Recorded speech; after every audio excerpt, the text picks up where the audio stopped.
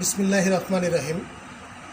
প্রিয় শিক্ষার্থী বন্ধুরা, বিশ্বব্যাপী কোভিড-19 করোনা ভাইরাসের ভয়াল থাবার কারণে সামাজিক এবং শারীরিক দূরত্ব বজায় রাখার লক্ষ্যে পৃথিবীর সকল শিক্ষা প্রতিষ্ঠান বন্ধ আছে। তারই ধারাবাহিকতায় বাংলাদেশেও সকল শিক্ষা প্রতিষ্ঠান বন্ধ আছে। পাঠদান কার্যক্রম, এই পাঠদান কার্যক্রম বন্ধের থাকার কারণে আমাদের শিক্ষার্থীদের অপূরণীয় ক্ষতি হচ্ছে। এই ক্ষতিটা আংশিকভাবে লাঘবের জন্য আমাদের মাননীয় প্রধানমন্ত্রী জননেত্রী শেখ হাসিনা শিক্ষা মন্ত্রণালয়, শিক্ষা অধিদপ্তর এবং জাতীয় বিশ্ববিদ্যালয়ের নির্দেশক্রমে অনলাইন ক্লাস পরিচালনার নির্দেশনা দেওয়া হয়েছে। তারই ধারাবাহিকতায় সাতক্ষীরা সদর উপজেলাধীন ঝাউডাঙ্গা ডিগ্রি কলেজের রাষ্ট্রবিজ্ঞান বিভাগের পক্ষ থেকে রাষ্ট্রবিজ্ঞানের বিশাল জ্ঞানভাণ্ডারে আমার ঘর আমার ক্লাসরুম শিরোনামে অনলাইন ক্লাসে ডিগ্রি পাস কোর্সের প্রথম বর্ষের সকল ছাত্রছাত্রীদেরকে স্বাগত জানাচ্ছি। আমি প্রভাষক হাসান মাহমুদ রানা। আজকের এই অনলাইন ক্লাস শুরু করার আগে আমি আন্তরিকভাবে ধন্যবাদ জানাই এবং কৃতজ্ঞতা জানাই ঝাউডাঙ্গা ডিগ্রি কলেজের মাননীয় অধ্যক্ষ এবং উপাধ্যক্ষ মহোদয়কে, যাদের অনুপ্রেরণায় এবং আন্তরিক সহযোগিতায় এই অনলাইন ক্লাস আমাদের ছাত্রছাত্রীদের স্বার্থে গ্রহণ করা হচ্ছে সরকার এবং মন্ত্রণালয়ের নির্দেশনা মোতাবেক। প্রিয় ছাত্রছাত্রীরা, আমরা আজকে ডিগ্রি পাস কোর্সের প্রথম বর্ষের রাষ্ট্রবিজ্ঞান প্রথম পত্র রাজনৈতিক তত্ত্ব নিয়ে আলোচনা করব। রাজনৈতিক তত্ত্ব বিষয়ের চতুর্থ অধ্যায় থেকে আমরা আলোচনা করব। এই সাবজেক্টের চতুর্থ অধ্যায়ে আমাদের প্লেটোর রাষ্ট্রচিন্তা সম্পর্কে আমরা আলোচনা করব বা প্লেটোর রাষ্ট্র দর্শন নিয়ে আমরা সংক্ষিপ্তভাবে আলোচনা করব। সামগ্রিক জীবনের রাজনৈতিক দিকগুলো পদ্ধতিগতভাবে আলোচনা করা, জীবনকে গভীরভাবে প্রভাবিত করে এমন সব রাজনৈতিক প্রতিষ্ঠানের সাথে মানব জীবনের সম্পর্কের গতি ও মাত্রা অনুধাবন করা এবং প্রতিষ্ঠানগুলোর পারস্পরিক ক্রিয়া প্রতিক্রিয়ার ব্যাখ্যাই হলো রাজনৈতিক দর্শন। আজকে যে রাষ্ট্রচিন্তা সম্পর্কে আমরা আলোচনা করছি, সেই রাষ্ট্রচিন্তার ইতিহাস প্রায় 2500 বছর পূর্বের আগে। রাষ্ট্রচিন্তার ইতিহাসে প্লেটোই প্রথম ব্যক্তি যিনি মানুষের রাজনৈতিক জীবন নিয়ে আলোচনা করেছেন। তার আগে আর কোনো রাষ্ট্র দার্শনিক মানুষের রাজনৈতিক জীবন নিয়ে আলোচনা করেননি, কথা বলেননি বা লেখনী ধারণ করেননি। তৎকালীন গ্রিসের খণ্ড খণ্ড রাষ্ট্রদর্শন জীবন চেতনা ও ভাবনাগুলোকে সংহিতে দান করে প্লেটো একটি পূর্ণাঙ্গ দর্শন রচনা করেছেন, যার মাধ্যমে প্রতিফলিত হয়েছে অনেক তত্ত্ব ও নীতিমালা। যে কোনো রাষ্ট্র দার্শনিকের রাষ্ট্রদর্শন সম্পর্কে আলোচনা করার পূর্বে তার সমসাময়িক রাজনৈতিক পরিস্থিতি বা সামাজিক প্রেক্ষাপট বা সামাজিক অবস্থা সম্পর্কে আমাদেরকে কিঞ্চিত হলেও ধারণা থাকা দরকার। প্লেটোর রাষ্ট্রচিন্তার অভ্যন্তরে যদি আমরা প্রবেশ করতে হয়, তাহলে শিক্ষার্থী বন্ধুরা আমাদেরকে সমকালীন প্লেটোর সমসাময়িক সেই সমাজ ব্যবস্থার কিছু ঘটনাবলী সম্পর্কে কিঞ্চিত হলেও আমাদেরকে অবহিত হওয়া প্রয়োজন, যাতে করে আমরা তার রাজনৈতিক দর্শনের প্রেক্ষাপট সম্পর্কে উপলব্ধি করতে পারি। প্লেটো গ্রিসের এথেন্সে জন্মগ্রহণ করেন। আজকের রাষ্ট্র বলতে আমরা যে বিশাল এবং জাতীয় রাষ্ট্রের কল্যাণমূলক রাষ্ট্রের কথা বুঝি, প্লেটোর জন্মের সময় প্রায় 2500 বছর পূর্বে প্রাচীন গ্রিসের এথেন্সে এই ধরনের বা সারা পৃথিবীব্যাপী এই ধরনের রাষ্ট্রের অস্তিত্ব ছিল না। তখন ছোট ছোট নগর রাষ্ট্র ছিল। প্লেটো তার রাজনৈতিক চিন্তা তৎকালীন গ্রিসের ছোট ছোট নগর রাষ্ট্রের প্রেক্ষাপটেই উপস্থাপন করেছে। এথেন্স ও পার্শ্ববর্তী রাষ্ট্রগুলোর সামরিক শক্তিতে একে অপরকে পরাজিত করাই ছিল তখনকার রাষ্ট্রের মূল উদ্দেশ্য। সর্বদা তারা সামরিক শক্তি প্রদর্শন এবং সামরিক শক্তি প্রদর্শনের মাধ্যমে পরের রাষ্ট্র দখল করার জন্যই তারা ব্যস্ত থাকত। অর্থাৎ রাষ্ট্রের মূল উদ্দেশ্য ছিল সামরিক শক্তি অর্জনের মাধ্যমে পরের রাষ্ট্রকে দখল করা এবং রাষ্ট্রীয় কলবের বৃদ্ধি করা।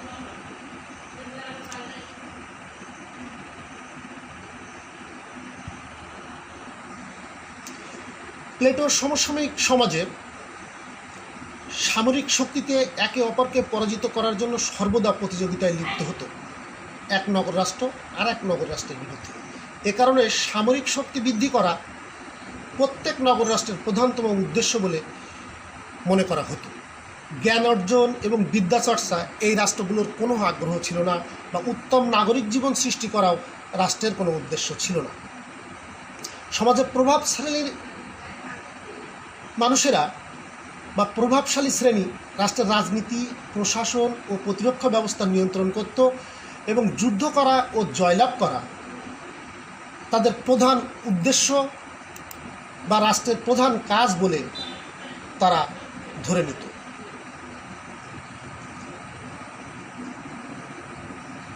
সমাজে সকল শ্রেণীর রাজনীতি করার অধিকার ছিল না। শুধুমাত্র যারা সমাজের প্রভাবশালী, রাষ্ট্রীয় বিভিন্ন গুরুত্বপূর্ণ কাজে যারা নিয়োজিত তারাই শুধু রাজনীতি করতে পারত, এবং দেশপ্রেম এই রাষ্ট্রীয় প্রশাসকদের একটা পেশা হিসেবে তারা মনে করত। অন্য কোনো শ্রেণীর দেশপ্রেম থাকতে পারে বলে সেই সমাজের প্রশাসকরা মনে করত না। গণতন্ত্রের নামে চলত স্বৈরাচারী শাসন এবং স্বাধীন মত প্রকাশের কোনো সুযোগ সেই সমাজে ছিল না। যুদ্ধ ছিল এথেন্সের মানুষের জীবনের একটি অবিচ্ছেদ্য অংশ। প্রাচীন গ্রিসে ক্ষুদ্র ক্ষুদ্র যে নগর রাষ্ট্রগুলো ছিল তার মধ্যে উল্লেখযোগ্য এথেন্স, স্পার্টা, গ্রিস, অ্যাটিকা, কার্থেজো, বিভিন্ন ধরনের নগর রাষ্ট্রগুলো ছিল, যারা প্রত্যেক রাষ্ট্রের মূল কাজ ছিল এক রাষ্ট্রের সাথে আর এক রাষ্ট্রের যুদ্ধ জয়ের মাধ্যমে নিজেদের শ্রেষ্ঠত্ব প্রমাণ করা। প্লেটো জন্মগ্রহণ করেন 427, মতান্তরে 429 খ্রিস্টপূর্ব অব্দে।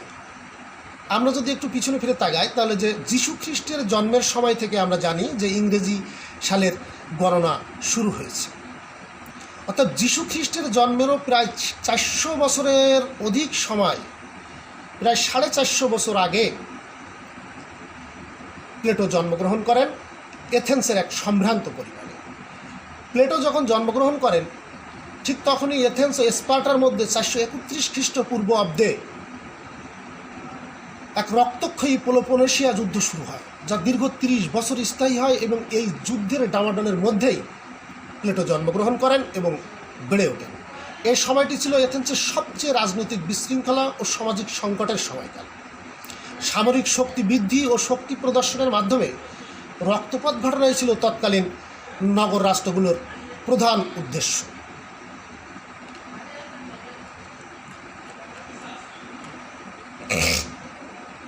শিক্ষার্থী বন্ধুরা, আমরা নোট ডাউন করতে পারি। আমরা যেহেতু আমাদের পরীক্ষাতে ব্রিফ কোশ্চেন্স আসে, তো ব্রিফ কোশ্চেন্সে আমরা নোট ডাউন করব যে তোমরা লিখে নিতে পারো যে প্লেটোর জন্মসাল কত। বিভিন্ন দার্শনিক বিভিন্ন, তবে গ্রহণযোগ্য মতভেদ থাকলে গ্রহণযোগ্য হিসাবে আমরা 427 খ্রিস্টপূর্ব অব্দকে সবচেয়ে বেশি দার্শনিকরা গুরুত্ব দিয়েছে। তিনি জন্মগ্রহণ করেছেন। আমরা যদি 29 খ্রিস্টাব্দ পূর্বেও লিখি সেটাও ভুল হবে না। এবং তিনি মৃত্যুবরণ করেন 347 খ্রিস্টপূর্ব অব্দে। এই দীর্ঘ প্রায় 80 বছরের জীবনে তিনি রাষ্ট্রচিন্তার ইতিহাসে, জ্ঞান বিজ্ঞানের ইতিহাসে, সারা পৃথিবীর জ্ঞান রাজ্যে যে অমূল্য সম্পদ তিনি রেখে গেছেন তা এখন এই আধুনিক জীবন ব্যবস্থায় সকল মানুষের জন্য পাথেয়, অনুকরণীয় এবং অনুপ্রেরণার উৎস হিসাবে কাজ দিচ্ছে। ঠিক এরকম এক পরিবেশে যখন প্লেটো জন্মগ্রহণ করেছিল, গ্রিসের 8-10টা বালকের ন্যায় তিনি পারিবারিক শিক্ষা গ্রহণ করেছিলেন। প্লেটো জন্ম এর ইতিহাস সম্পর্কে তেমন বেশি কিছু না জানা গেলেও গবেষকরা বলেছেন যে প্লেটো ছিলেন অভিজাত বংশোদ্ভূত। তার পিতা ছিলেন বিখ্যাত পোড্রাস বংশোদ্ভূত এবং মা ছিলেন তৎকালীন গ্রিসের যারা সফিস্ট নামে খ্যাত, অর্থাৎ জ্ঞান বিজ্ঞানের সকল শাখায় যাদের দক্ষতা ছিল, সাহিত্য, সংস্কৃতি, জ্যোতিষশাস্ত্র সকল বিষয়ে যাদের দক্ষতা ছিল তাদেরকে সফিস্ট নামে ডাকা হতো। গ্রিসের আকাশে যে 7জন সফিস্ট আলোড়ন সৃষ্টি করেছিল তার মধ্যে অন্যতম ছিল সোলেন। এই সোলেনের আত্মীয় হিসাবে তার মা সোলেনের আত্মীয় হিসাবে দাবি করা হতো।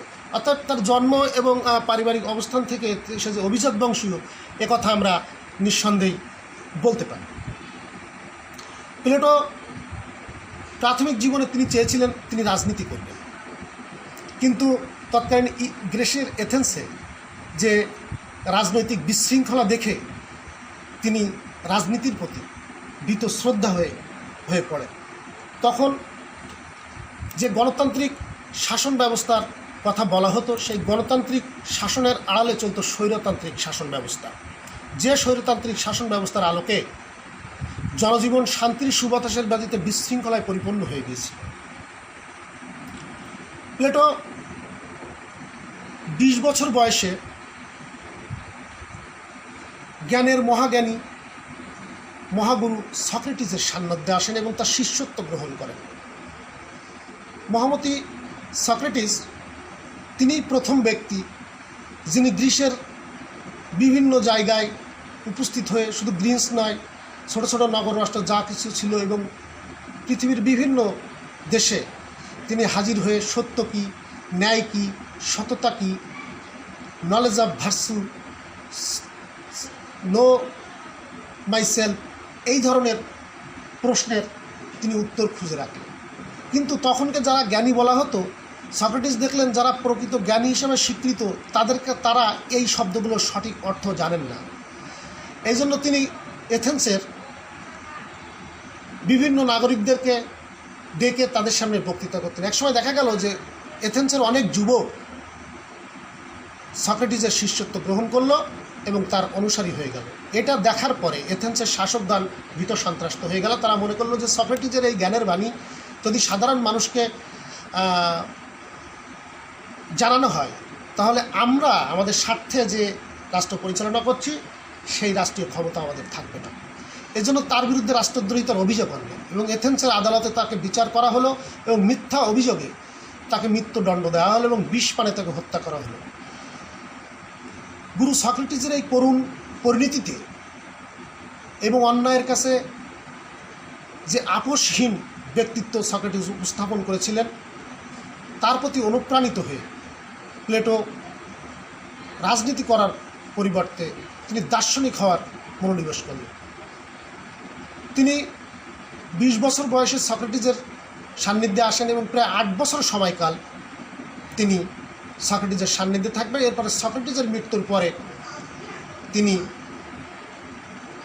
এথেন্স থেকে বিভিন্ন দেশ পরিভ্রমণ করতে বেরিয়ে যান। তিনি মিশর যান, ইটালি যান, সিসিলি যান, মোগারা যান, এজিনা যান এবং সর্বশেষ আবারও তিনি বিভিন্ন দেশ পরিভ্রমণ শেষে এথেন্সে ফিরে আসেন এবং এথেন্সের একজন বিখ্যাত বীর পুরুষের বাগান বাড়িতে তিনি একাডেমি নামে একটি শিক্ষা প্রতিষ্ঠা করেন 387 খ্রিস্টপূর্বাব্দে এবং প্রায় দীর্ঘ 40 বছর তিনি বিনা পারিশ্রমিকে সেখানে তিনি শিক্ষকতা করেন এবং অনেক শিষ্য তিনি গড়ে তোলেন। এই একাডেমিকে মনে করা হয় পৃথিবীর সবচেয়ে প্রাচীনতম শিক্ষা প্রতিষ্ঠান। প্রায় 1000 বছর সময়কাল এই একাডেমি টিকে ছিল এবং 529 সালে সম্রাট ইউস্টিয়ান এসে এই শিক্ষা প্রতিষ্ঠানটা বন্ধ করে দেন।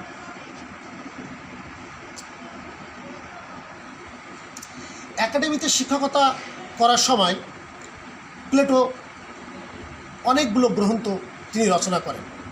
আজকে আমাদের আলোচ্য যে বিষয়টা, আমাদের আজকের আলোচ্য বিষয়, মূল আলোচ্য বিষয় হচ্ছে যে প্লেটোর যে রাজনৈতিক দর্শনে তিনি মানুষের জন্য যে একটা আইডিয়াল স্টেটের কথা বলেছেন, অর্থাৎ আদর্শিক রাষ্ট্রের কথা বলেছেন, সেটা আমাদের মূল আলোচ্য বিষয়। প্লেটো তার লেখনীর মধ্যে প্রায় সারা জীবনে প্রায় 36টা গ্রন্থ তিনি রচনা করেন, ছোট বড়। তার ভিতরে সবচেয়ে বিখ্যাত গ্রন্থ হচ্ছেন এই দি রিপাবলিক। এই রিপাবলিক গ্রন্থখানি পৃথিবীর শ্রেষ্ঠ 10টি গ্রন্থের ভিতরে একটি। প্রায় 2500 বছর পূর্বে লিখিত এই গ্রন্থ আজও তার স্বকীয় মহিমায় সকলের কাছে একজন গ্রহণযোগ্য পুস্তক হিসেবে স্বীকৃত। এই 2500 বছরের ইতিহাসে আমরা যাকে প্লেটো নামে চিনি, এটা তার আসল নাম ছিল না। প্লেটোর আসল নাম ছিল অ্যারিস্টোক্লেস। তাকে বেটে স্বভাব এবং সুদীর্ঘ ঘাড়ের জন্য তাকে অ্যারিস্টোক্লেস নামে ডাকা হতো। এবং তিনি যে রচনাগুলো করেছেন তার ভিতরে বিখ্যাত রচনা হচ্ছে রিপাবলিক। এই রিপাবলিক গ্রন্থটি প্রায় 10টি খণ্ডে বিভক্ত। এই 10টি খণ্ডের ভিতরে তিনি 8ম এবং 9ম খণ্ডে মানুষের রাজনৈতিক জীবন নিয়ে তিনি আলোচনা করেছেন। এছাড়া এই গ্রন্থে তিনি আরও অনেকগুলো বিষয় তিনি অবতারণা করেছেন, যেমন মানবতার বিষয়, শরীর তত্ত্ব, রোগ নির্ণয়, মানুষের নৈতিক ও রাজনৈতিক জীবন সম্পর্কে তিনি বিস্তারিত আলোচনা করেছেন। এছাড়া তিনি আরও অনেক গুরুত্বপূর্ণ গ্রন্থ তিনি লিখেছেন। তার ভিতরে অন্যতম গুরুত্বপূর্ণ গ্রন্থ হচ্ছে অ্যাপোলজি। অ্যাপোলজি গ্রন্থখানি প্লেটো লিখেছিলেন তার মহান গুরু সক্রেটিসের উদ্দেশ্যে। এথেন্সের আদালতে সক্রেটিস কীভাবে আত্মপক্ষ সমর্থন করেন, এই গ্রন্থে প্লেটো তার বর্ণনা দিয়েছেন। এখানে সক্রেটিসকে সর্বপ্রকার ভুল বুঝাবুঝির বিরোধিতার মুখোমুখি হয়ে সত্য সন্ধানে আপসীন সংগ্রামে ব্রতী হতে দেখা যায়। এছাড়া তিনি আরও একটি গ্রন্থ লিখেছেন, অন্যতম গুরুত্বপূর্ণ গ্রন্থ ক্রিটো। এই ক্রিটো গ্রন্থটি লিখেছিলেন তিনি সক্রেটিসের বন্ধু ক্রিটোর কাছ থেকে অনুপ্রাণিত হয়ে। সক্রেটিসের ধনী বন্ধু ক্রিটো সক্রেটিস যখন এথেন্সের কারাগারে বন্দী ছিলেন, তখন তাকে কারাগার থেকে পালিয়ে যাওয়ার জন্য তিনি অনুরোধ জানিয়েছিলেন, কিন্তু সক্রেটিস সেই অনুরোধ প্রত্যাখ্যান করেছিলেন। এবং তা করতে গিয়ে তিনি যে চারিত্রিক দৃঢ়তার পরিচয় দিয়েছেন, এই গ্রন্থে আমরা তার বিস্তারিত বর্ণনা পাব এই ক্রিটো গ্রন্থে। এছাড়া আরও একটি গ্রন্থ তিনি গুরুত্বপূর্ণভাবে লিখেছেন, গ্রন্থের নাম হচ্ছে ল্যাসেস। এই ল্যাসেস গ্রন্থে যুদ্ধ এবং শান্তি এই উভয় সময়ে জীবনের জন্য সাহস যে কত প্রয়োজনীয় একটি গুণ, এই গ্রন্থে তিনি তার বিস্তারিত আলোচনা করেছেন। অর্থাৎ যুদ্ধ এবং শান্তি মানুষের জীবনে আসতেই পারে। যুদ্ধের সময় এক ধরনের পরিস্থিতি, আবার যখন যুদ্ধ থাকে না, সামাজিক শান্তি থাকে, তখন এক ধরনের সামাজিক পরিস্থিতি থাকে।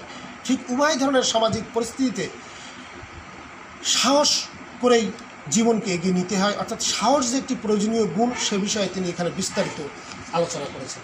এছাড়া তিনি আরও অনেক গুরুত্বপূর্ণ তিনি বই লিখেছেন। আয়ন, তিনি বই লিখেছেন মেনো, তিনি বই লিখেছেন সিম্পোজিয়া, তিনি রচনা করেছেন ফিডো। এছাড়া তিনি আরও একটি সফিস্ট, এছাড়া তিনি আরও একটি গুরুত্বপূর্ণ বই রচনা করেন। রিপাবলিক গ্রন্থ রচনা করার পরে তিনি আরেকটি গুরুত্বপূর্ণ বই রচনা করেন, যার নাম হচ্ছে লস। এই লস গ্রন্থ রিপাবলিকের পরেই এই গ্রন্থটি তিনি রচনা করেন। রিপাবলিকের ন্যায় এখানেও রাষ্ট্র সম্পর্কে তিনি আলোচনা করেছেন, তবে এখানে সামাজিক আচরণের জন্য আবশ্যক বিধিনিয়ম নিয়ে অধিকতর বাস্তবধর্মী আলোচনা তিনি করেছেন এবং সাধারণ মানুষের আবেগ অনুভূতির প্রতি মনোযোগ দেওয়া হয় এই গ্রন্থে। যাই হোক, মূলত আমরা আজকের আলোচনা করব শিক্ষার্থী বন্ধুরা। তার আগে আমরা আরেকটু নোট ডাউন করতে পারি। আমাদের পরীক্ষার প্রশ্নে এ ধরনের আসতে পারে যে প্লেটো লিখিত 2টি গ্রন্থের নাম লিখো। সেক্ষেত্রে আমরা এখানে অনেকগুলো গ্রন্থের নাম আমরা জেনেছি। আমি আশা করি তোমরা নোট ডাউন করবে। বিখ্যাত গ্রন্থ হচ্ছে দি রিপাবলিক এবং অ্যাপোলজি। এছাড়া আরও ক্রিটো, ল্যাসেস এবং লজ, এই 5টি গ্রন্থের নাম আমি তোমাদের দেখাচ্ছি। এখান থেকে যে কোনো 2টি গ্রন্থের নাম পরীক্ষার প্রশ্নে আসতে পারে। এগুলো তোমরা স্মরণ রাখার চেষ্টা করবে। এই রিপাবলিক গ্রন্থে প্লেটো যে মানুষের এই গ্রীসের এথেন্সে যে ঝঞ্ঝাপূর্ণ যে বিশৃঙ্খল পরিবেশ, এই পরিবেশ তার ব্যক্তি মনকে উদাসী করে তুলেছিল। তিনি মানুষের জন্য একটি শান্তিপূর্ণ রাষ্ট্র সমাজ ব্যবস্থা প্রতিষ্ঠার স্বপ্ন দেখতেন।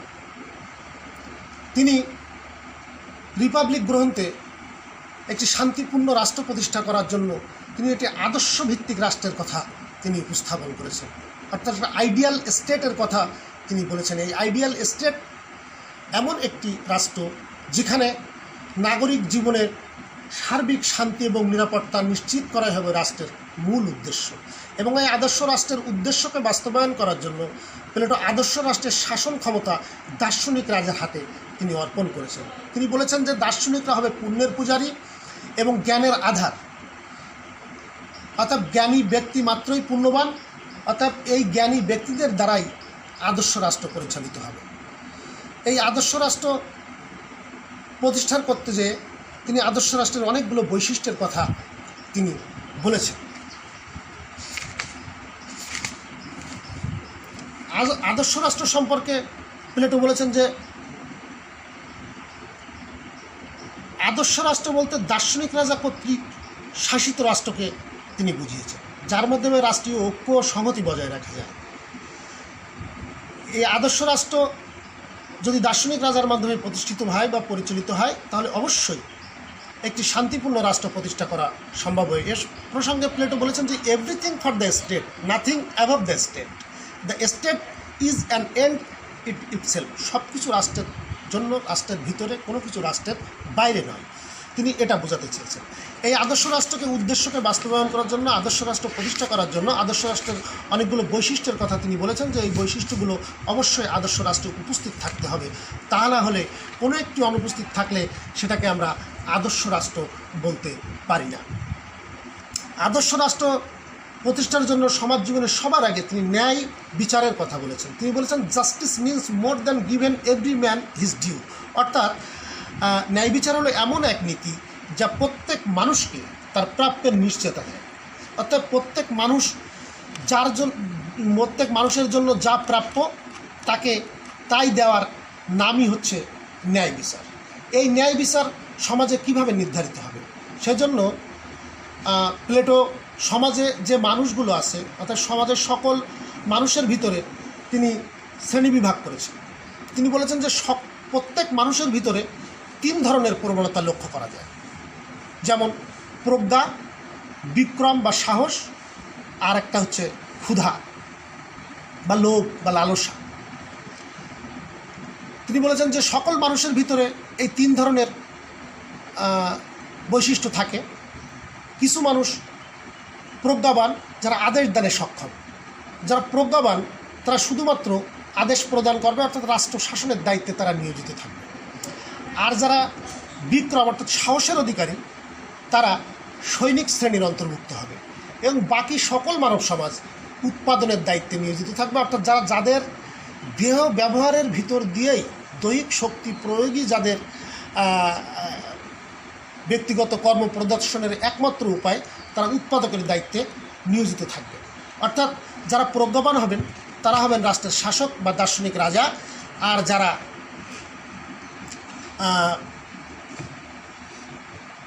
সাহস বা বিক্রমের অধিকারী হবে তারা রাষ্ট্র দেশের অভ্যন্তরীণ শান্তি শৃঙ্খলা রক্ষার পাশাপাশি বহির্শক্তির আক্রমণ থেকে দেশকে রক্ষা করার কাজে তারা নিয়োজিত থাকবেন।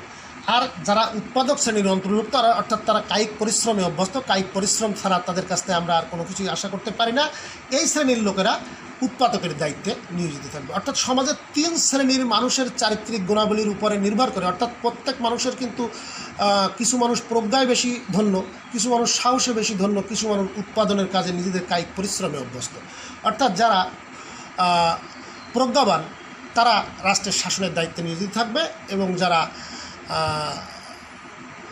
সৈনিক শ্রেণী অর্থাৎ বিক্রমের অধিকারী তারা সৈনিকের দায়িত্বে নিয়োজিত থাকবে দেশের শান্তি শৃঙ্খলা রক্ষা নিরাপত্তা। এছাড়া বাদবাকি অংশটা যারা প্রজ্ঞা এবং সাহসে কম, শুধুমাত্র কায়িক শক্তি বা দৈহিক শক্তি প্রদর্শনের মাধ্যমে যাদের ক্ষমতা সীমাবদ্ধ, তারা রাষ্ট্রের উৎপাদকের দায়িত্বে নিয়োজিত থাকবে। তিনি মানুষের চারিত্র্যের 3 ধরনের প্রবণতার উপরে লক্ষ্য করে তিনি সমাজের 3 শ্রেণীর মানুষকে, এই প্রবণতার উপরে সমাজের মানুষকে 3টি শ্রেণীতে বিভক্ত করেছেন এবং এই 3টি শ্রেণীর মানুষ 3 ধরনের কাজের নির্দেশ তিনি করেছেন।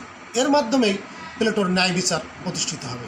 তিনি বলেছেন যে প্রত্যেকের উপর অর্পিত যে দায়িত্ব, সেই দায়িত্বটা যদি তারা সঠিকভাবে পালন করে এবং অন্যের দায়িত্ব বা কাজে যদি কেউ হস্তক্ষেপ না করে, তাহলে কি হবে যে প্রত্যেকে তার উপরে অর্পিত যেমন সঠিকভাবে দায়িত্ব যেমন সঠিকভাবে পালন করতে পারবে, পাশাপাশি কেউ কারোর পরে হস্তক্ষেপ না করলে একদিকে যেমন সময়ের অপচয় রোধ হবে, আবার কাজগুলো সঠিক সময়ে সম্পন্ন করা সম্ভব হবে। এই জন্য তিনি বলেছেন যে সমাজে ন্যায় থাকতে হবে, ন্যায় ছাড়া আদর্শ রাষ্ট্রের উদ্দেশ্য বাস্তবায়ন করা সম্ভব হবে না। এছাড়া তিনি বলেছেন যে আদর্শ রাষ্ট্রে অবশ্যই সাম্যবাদের কথা বলা হয়েছে। তিনি সাম্যবাদের কথা বলেছেন। সাম্যবাদের ইংরেজি শব্দ হচ্ছে কমিউনিজম। আমরা এখন যে সাম্যবাদ বলি, যে আধুনিক সাম্যবাদ বলি, সেই সাম্যবাদের সংজ্ঞা হচ্ছে যে ব্যক্তির ব্যক্তিগত মালিকানা রহিত করে রাষ্ট্রীয় মালিকানা প্রতিষ্ঠার মাধ্যমে শ্রেণীহীন শোষণহীন সমাজ ব্যবস্থা প্রতিষ্ঠা করাই হচ্ছে সাম্যবাদ। কিন্তু প্লেটো 2500 বছর পূর্বে যে সাম্যবাদের কথা বলেছে, সেই সাম্যবাদের সাথে এই সাম্যবাদের কিছুটা পার্থক্য আছে। প্লেটো যে কমিউনিজমের কথা বলেছেন, এই কমিউনিজম সমাজের সকল শ্রেণীর জন্য প্রযোজ্য ছিল না, কারণ আধুনিক সাম্যবাদ সকল সমাজের জন্য প্রযোজ্য। কিন্তু প্লেটো যে সাম্যবাদের কথা বলেছেন, তিনি সেটা সমাজের সকল শ্রেণীর মানুষের জন্য সমানভাবে প্রযোজ্য ছিল না। প্লেটো শাসক শ্রেণীর হাতে রাজনৈতিক ও অর্থনৈতিক ক্ষমতা সন্নিবেশিত করতে চাননি। যারা রাষ্ট্র পরিচালনা করবে তাদের হাতে কোনো অর্থনৈতিক ক্ষমতা থাকবে না। অর্থাৎ তিনি বলেছেন যে রাষ্ট্র পরিচালনার যে অভিভাবক শ্রেণী এবং যোদ্ধা শ্রেণী বা সৈনিক শ্রেণীর লোকেরা যারা রাষ্ট্র পরিচালনার দায়িত্বে নিয়োজিত থাকবেন, তাদের কোনো ব্যক্তিগত সম্পত্তি থাকবে না। তারা কোনো ব্যক্তিগত সম্পত্তি গ্রহণ করতে পারবে না। তাদের ব্যক্তিগত জীবন পরিচালনার জন্য যা কিছু প্রয়োজন হবে তা রাষ্ট্রই তাদের ব্যবস্থা করবে। এছাড়া তাদের কি থাকবে না, তাদের স্থায়ী কোনো পত্নী ব্যবস্থা থাকবে না, অর্থাৎ স্থায়ী কোনো স্ত্রী থাকবে না, যাতে তাদের কোনো সন্তান সন্ততি না হতে পারে। অভিভাবক শ্রেণীর লোকেদের যদি ব্যক্তিগত স্ত্রী এবং সন্তান সন্ততি থাকে, তাহলে তারা রাষ্ট্র পরিচালনার মতন মহান কাজ থেকে নিজেদেরকে বিরত রেখে সন্তান সন্ততির ভবিষ্যৎ উন্নতির জন্য তারা নিজস্ব স্বার্থ চরিতার্থ করার কাজে তারা নিজেদেরকে নিয়োজিত করবেন। অর্থাৎ রাষ্ট্রের মূল যে উদ্দেশ্য, যে মহান উদ্দেশ্য, যে সৎ উদ্দেশ্য বাস্তবায়ন করার উদ্দেশ্যে রাষ্ট্রের শাসনভার প্লেটো যে শাসক শ্রেণীর হাতে অর্পণ করেছেন, এই শাসন করতে যে যদি শাসকরা ব্যক্তিগত লোভ লালসার ঊর্ধ্বে না রাখা যায়, তাহলে সমাজে সঠিক আদর্শিক রাষ্ট্র প্রতিষ্ঠা করা সম্ভব হবে না, রাষ্ট্রে একটা আইডিয়াল স্টেট প্রতিষ্ঠা করা সম্ভব হবে না। এই জন্য তিনি অভিভাবক এবং সৈনিক শ্রেণীকে জন্য তিনি সাম্যবাদের কথা বলেছেন, যাতে তারা ব্যক্তিগত সম্পত্তি গ্রহণ না করতে পারে, স্থায়ী পত্নী ব্যবস্থা তাদের না থাকে, তাছাড়া যেন কোনো ব্যক্তিগত সন্তান সন্ততিও না থাকে। কিন্তু শাসকের ব্যক্তিগত অনেক প্রয়োজনীয়তা রয়েছে, সেগুলো রাষ্ট্র নিয়ন্ত্রিত প্রয়োজনের ব্যবস্থা, প্রয়োজন পূরণের ব্যবস্থা প্লেটো তিনি নির্দেশনা দিয়েছেন। আমরা যখন এই সব বিষয়গুলো আমরা যখন প্লেটোর সাম্যবাদ সম্পর্কে আমরা বিস্তারিত আলোচনা করব, নেক্সট আরেকটা ক্লাসে আমরা আলোচনা করব যে প্লেটোর সাম্যবাদ তত্ত্ব কী বা what is the communism theory. এই থিওরিটা যখন আমরা আলোচনা করব এবং প্লেটোর সাম্যবাদ এবং আধুনিক সাম্যবাদের ভিতরে পার্থক্য নিরূপণের জন্য আমরা আরেকটি ক্লাস যখন করব, তখন এই সাম্যবাদ সম্পর্কে আরও বিস্তারিত আমরা আলোচনা করব। এছাড়া তিনি প্লেটো বলেছেন যে আদর্শ রাষ্ট্রের উদ্দেশ্যকে যদি বাস্তবায়ন করতে হয়, তাহলে অবশ্যই রাষ্ট্র নিয়ন্ত্রিত শিক্ষা ব্যবস্থা থাকতে হবে। তিনি তার আদর্শ রাষ্ট্রের পরিকল্পনাকে বাস্তবে রূপদানের জন্য একটি বিশেষ ধরনের শিক্ষা ব্যবস্থার প্রবর্তন তিনি করতে চেয়েছিলেন। অভিভাবক শ্রেণীর চারিত্রিক গুণাবলী ও বৈশিষ্ট্য বিকাশের জন্য তিনি রিপাবলিক গ্রন্থের শিক্ষা ব্যবস্থা সম্পর্কে গুরুত্বপূর্ণ আলোচনা করেছেন।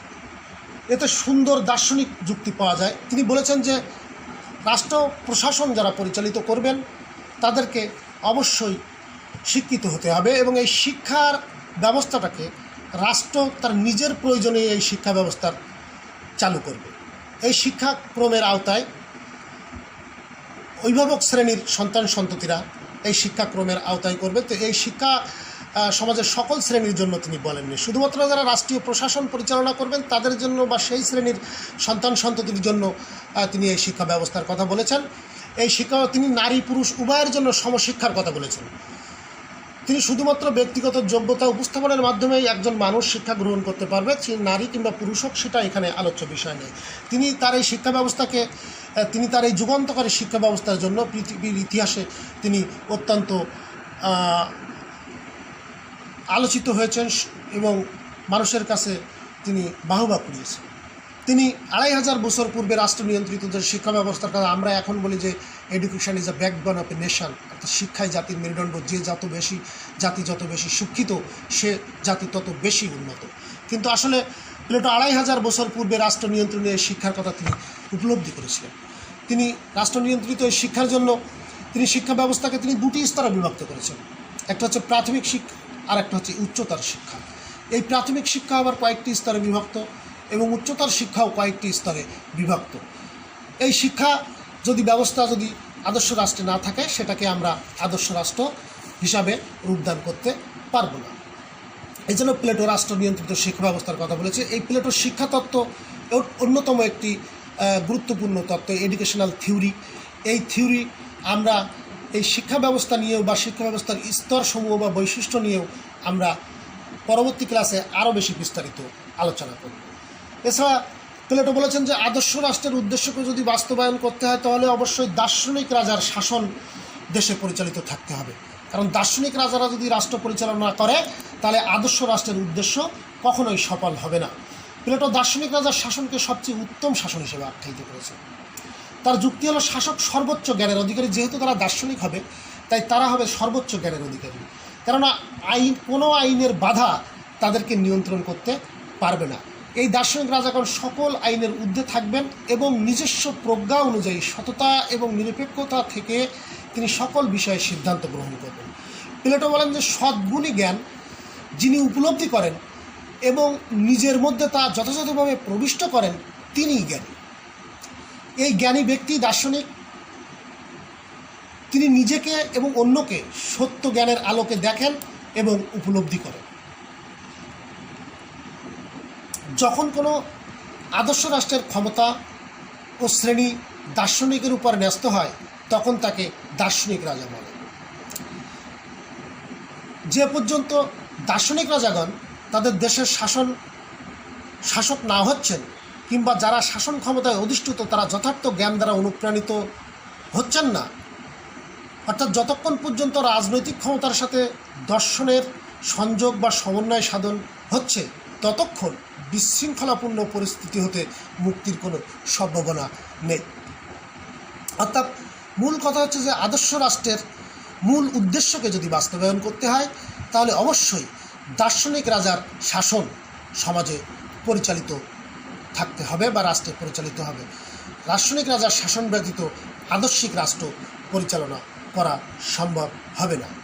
প্রিয় শিক্ষার্থী বন্ধুরা, আমরা আজকের এই সংক্ষেপে আমরা যতটুকু সম্ভব আমরা প্লেটোর দর্শনের প্লেটো তার রিপাবলিক গ্রন্থে মানুষের জন্য যে একটি আদর্শ ভিত্তিক রাষ্ট্রের প্রতিষ্ঠার কথা বলেছেন সেই আদর্শ রাষ্ট্র বৈশিষ্ট্য কী ধরনের হবে সে বিষয়ে আমরা আলোচনা করলাম। একটি কথা এখানে অবশ্য বলা অত্যন্ত জরুরি, যেহেতু ডিগ্রি প্রথম বর্ষের রাজনৈতিক তত্ত্ব বিষয়ের অর্থাৎ প্রথম পত্রের 4র্থ অধ্যায়ে আমরা আলোচনা করলাম। আমাদের কলেজে যেহেতু অনার্স কোর্স চালু আছে, যারা অনার্সের প্রথম বর্ষের ছাত্র বা ছাত্রী বা শিক্ষার্থী তাদেরকে বলি তোমরাও এই ক্লাসটা ফলো করতে পারবে, কারণ তোমাদের প্রথম পত্রের প্রথম বর্ষেই তোমাদের যে পাশ্চাত্যের রাষ্ট্রচিন্তা অর্থাৎ ওয়েস্টার্ন পলিটিক্যাল থট নামে যে বইটি তোমাদের আছে, এখানে আমরা প্লেটো যে চ্যাপ্টার রয়েছে প্লেটোর চ্যাপ্টারে প্লেটোর আদর্শ রাষ্ট্রের বৈশিষ্ট্য বা প্লেটোর দর্শন বিষয়ে তোমাদেরকে এখানে পড়ানো হয়। আবার ডিগ্রি পাস কোর্স লেভেলে প্রথম বর্ষেও রাজনৈতিক তত্ত্ব নামে বইতেও এই বিষয়টি আলোচনা করা হয়। অর্থাৎ একই আলোচনা আমরা অনার্সের প্রথম বর্ষের ছাত্রছাত্রীদের ওয়েস্টার্ন পলিটিক্যাল থট পত্রের জন্য এই ক্লাসটি অত্যন্ত উপকারী হবে বা সহযোগিতা করবে। এছাড়া ডিগ্রি প্রথম বর্ষের শিক্ষার্থীদের জন্য এই বিষয়টি তাদের উপকারে আসবে বলে আমি মনে করি। তো যাই হোক শিক্ষার্থী বন্ধুরা, আজকের সংক্ষিপ্ত সময়ে কিছু কথা বললাম। আশা করি তোমাদের কনসেপ্টটা প্লেটো এবং তার দর্শন সম্পর্কে বা তার সমসাময়িক বিষয় সম্পর্কে তোমাদের কনসেপ্টটা কিছুটা হলেও ক্লিয়ার করতে সমর্থ হয়েছি। বাদবাকি তোমরা বাসায় আরও বিস্তারিত পড়ে নেবে। আমরা জানি যে সামাজিক এবং শারীরিক দূরত্ব বজায় রাখার লক্ষ্যে যে বিশ্বব্যাপী যে কোভিড-19 আক্রমণ, সে আক্রমণ থেকে রক্ষা পাওয়ার জন্য আমরা সকলেই মহান সৃষ্টিকর্তার সাহায্য প্রার্থনা করব। পাশাপাশি আমরা সকলেই আমাদের সিলেবাস এবং বইয়ের আলোকে যে পড়াগুলো রয়েছে, যেহেতু সামনে পরীক্ষা অনুষ্ঠিত হবে, আমরা আমাদের পড়াশোনাগুলো চালিয়ে নেব। এই বলে আজকের ক্লাস এখানেই সমাপ্ত করা হচ্ছে। তোমরা সকলেই ভালো থাকো, সুস্থ থাকো, এই কামনা করি। আল্লাহ হাফেজ।